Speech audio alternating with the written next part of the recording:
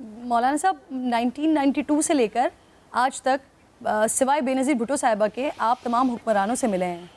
کس حاکم کے لیے, کس حکمران کے لیے آپ یہ کہہ سکتے ہیں کہ وہ پاکستان اور اسلام کے لیے بہتر تھا یا ہے؟ دیکھیں, اس میں ہر آدمی کی رائے مختلف ہے. میری رائے کو سیاسی رائے نہ سمجھا جائے. دیانتاً میں سمجھتا ہوں کہ قائد اعظم رحمۃ اللہ علیہ کے بعد عمران خان ایک بہت بہترین لیڈر ہمیں ملا ہے, جس میں جذبہ بھی ہے, جنون بھی ہے, آزادی کی ایک آگ اس کے اندر لگی ہوئی ہے. یہ میں نے کبھی کسی میں نہیں دیکھا. بہت خوبصورت بات کی آپ نے. اچھا, آپ کی رائے باثر حلقوں میں بھی بڑی اہمیت رکھتی ہے مولانا صاحب, تو کبھی اتفاق ہوا ہے کہ ان سے شیئر کیا ہو آپ نے کہ آپ کی نظر میں پاکستان کے لیے کون بہتر ہے؟ کس نے؟ میں نے آپ سے کہا کہ باثر حلقوں میں بھی آپ کی رائے کو, آپ کی نصیحت کو بڑا احترام دیا جاتا ہے, بڑی بات سنی جاتی ہے آپ کی. تو آپ نے کبھی باثر حلقوں سے اس بات پر شیئر کیا ہو کہ کون ہے جو پاکستان کے لیے بہتر ہو, کون ایسا حاکم ہو سکتا ہے؟ نہیں بیٹا, میری اپنی مصروفیت اتنی ہوتی ہے کہ میں اس طرح, نہ میری کوئی سیاسی سرگرمی ہے, نہ سیاسی حلقوں سے میری ملاقات ہے. لیکن میں خود اپنی ذاتی رائے دے سکتا ہوں کہ میری ذاتی رائے کے مطابق عمران خان سب سے بہتر ہے پاکستان کے لیے. تو مولانا صاحب, آپ کھل کر تائید کرتے ہیں ان کے مدینہ ثانی بنانے کی بات, ان کے جو پاکستان کے حوالے سے نظریات ہیں اس کی. تو مولانا صاحب, کبھی ایسا ہوا کہ آپ کے اپنے حلقے میں, آپ کے اپنے حلقہ احباب سے آپ کو تنقید کا سامنا کرنا پڑا؟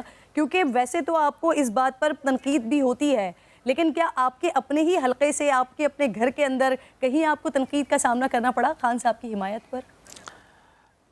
نہیں, دیکھیں, ان کی جو بات ہے وہ ذاتی تو ہے نہیں کہ ہم پاکستان کو ریاست مدینہ بنانا چاہتے ہیں.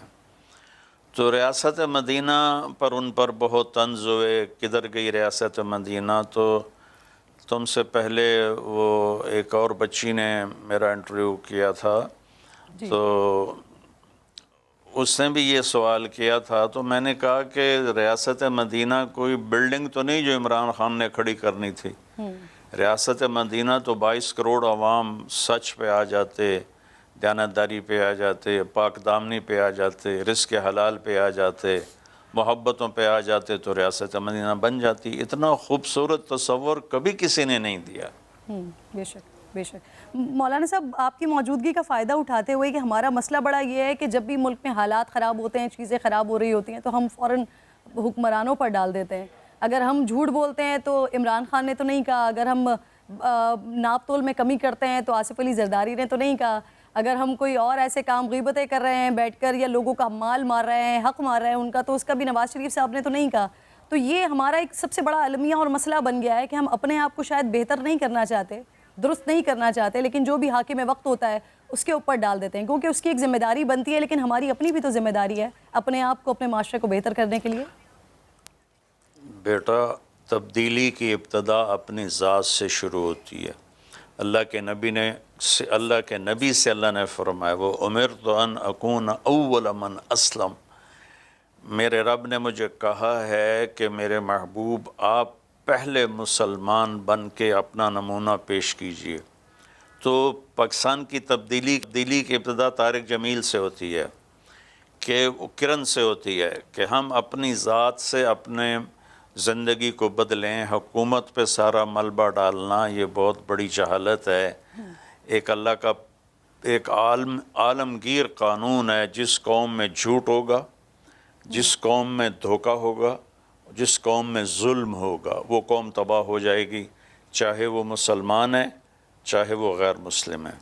جس قوم میں سچائی ہوگی, جس قوم میں دیانتداری ہوگی, جس قوم میں عدالتوں سے انصاف ملتا ہوگا, وہ قوم کامیاب ہوگی, عزت سے زندہ رہے گی, چاہے وہ مسلم ہے چاہے نان مسلم ہے.